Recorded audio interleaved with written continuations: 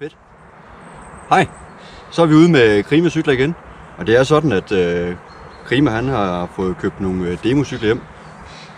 Helt ny Kanto med GRX 600 på. Rigtig flot cykel. Jeg synes, den er fed.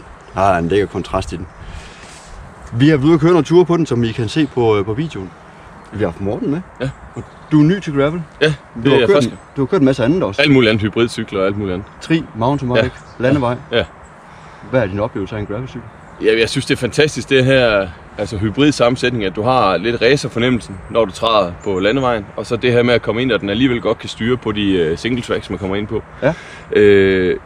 Det jeg godt kan lide ved den også, det er, at man ikke skal spekulere på at først række en bil til og have den op på den og køre ud et eller andet sted, og så køre derfra. At den er sjov at køre fra garagen og så hele vejen ud i skoven. Ja. Det synes jeg er fantastisk. Og så kan man jo også, når man bliver fortrolig med den, i bare den tid vi har kørt, så bliver det nemmere og nemmere at køre på. Og sjovere at lave ting på, hoppe på og tage nogle chancer rundt i svingene. Ja, vi har været ude på meget forskelligt. Vi har både været på noget asfalt og noget andet vej. Ja. Vi har været på noget almindelig grusvej. Ja. Vi har også været på noget single track. Ja. Hvad synes du om de to sidste? Ja, jeg synes, det er klart sjovt at komme ud i single track. Man skal lige vente sig til, at det ikke er en mountainbike med rundt i sving, så man skal lige køre den lidt mere forsigtigt til at starte med. Man er lidt længere frem over styret og så videre. Ja.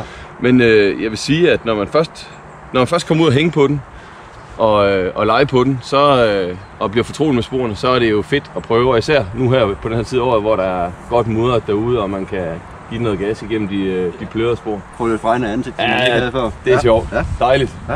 Frisk luft og blive skidt. Okay. Ja. Som sagt, så er det en democykel, og nu står vi ved Krima-cykler. Der står 3.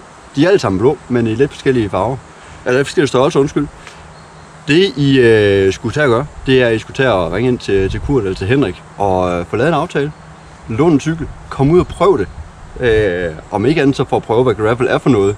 Det er legetøj, altså virkelig. Det er brede smil, synes jeg. Ja, det er det. Hele vejen. Og så vil jeg sige, det der når man kommer ud sammen med andre, det der med at sige, skal du lige køre igennem det spor, skal vi lige prøve igen og give dem lidt mere gas og lære lidt af hinanden og lave lidt sjov. Ja.